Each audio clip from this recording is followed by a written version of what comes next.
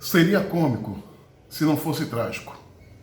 O ministro do Supremo Tribunal Federal, Edson Fachin, mandou investigar a Polícia Civil do Estado do Rio de Janeiro. Isso mesmo, senhores. Mandou investigar a Polícia Civil do Estado do Rio de Janeiro. Aí você pergunta, é por envolvimento com tráfico, extermínio, qualquer desvio de conduta? Não, senhores, não. Pasmem, mas é verdade.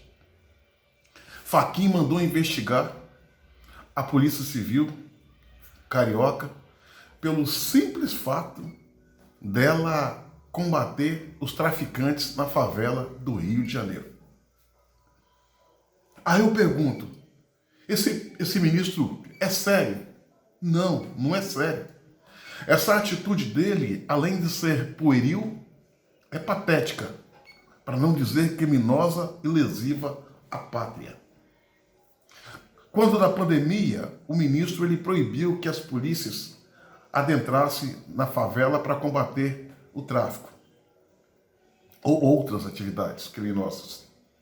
E com isso, os narco-guerrilheiros, os narcotraficantes, os delinquentes que habitam aquelas comunidades aproveitaram a ausência da polícia para se reorganizar, se armar, se reestruturar, de forma a surpreender as forças policiais. Por necessidade de ação, algumas forças policiais adentraram as comunidades para combater o tráfico que a população pedia socorro. E por causa disso, o Fachin entende que a sua determinação de não ação foi desrespeitada e por isso a polícia tem que ser investigada. Repito, por combater o tráfico nas favelas do Rio de Janeiro. Como não dizer que o Fachin tem as mãos sujas de sangue dos muitos jovens que têm as suas vidas ceifadas na mão desses narcoterroristas?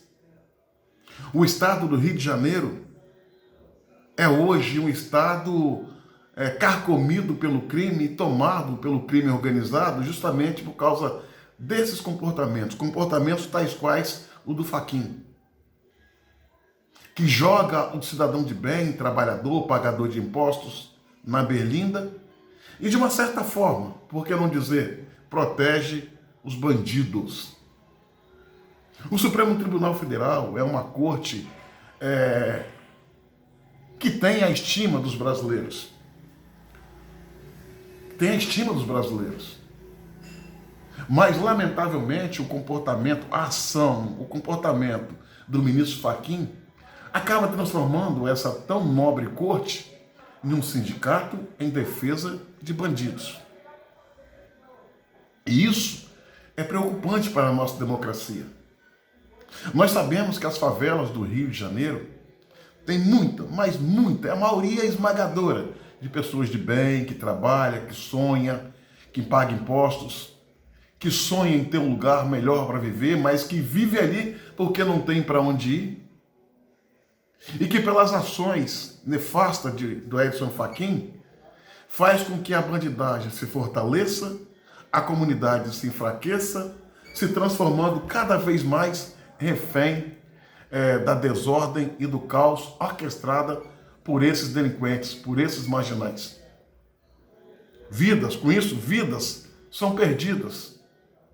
O que se vê no Rio de Janeiro é uma guerra civil não declarada, onde os bandidos usam tática de guerra, arma de guerra, código de guerra, para fazer suas vítimas, geralmente civis, inocentes e desarmados, que ficam à mercê dessa horda de bandidos que ocupa aquele estado sob as benções do Supremo Tribunal Federal na pessoa do ministro Edson Fachin. Tudo bem que o Edson Fachin tem a sua origem no MST, Movimento dos Trabalhadores Sem Terra, essa que é uma facção criminosa e violenta nas suas ações. Ele foi advogado desse segmento. Vale lembrar que ele foi advogado do MST antes de ser ministro do Supremo Tribunal Federal. E vale lembrar também que o MST nada mais é que a nossa Al-Qaeda, o nosso Talibã, aonde passa, deixa um rastro de ódio e inquietação. O Fachin tem as mãos sujas de sangue de cada inocente que tem a sua vida ceifada de forma violenta no estado do Rio de Janeiro. Porque ao agir assim, ele oprime o trabalhador e premia o delinquente. Isso é uma verdadeira inversão de valores.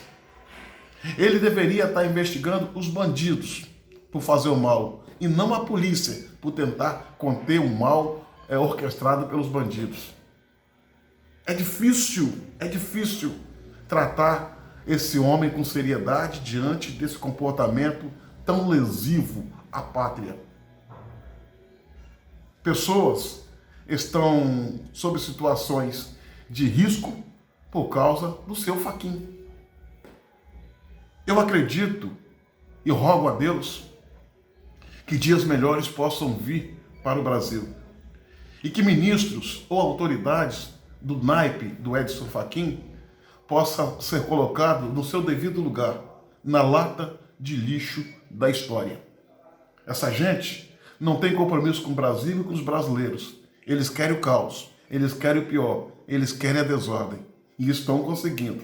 Mas nem todo mal é para sempre. No dia 7, os brasileiros vão para a rua para mandar o seu recado.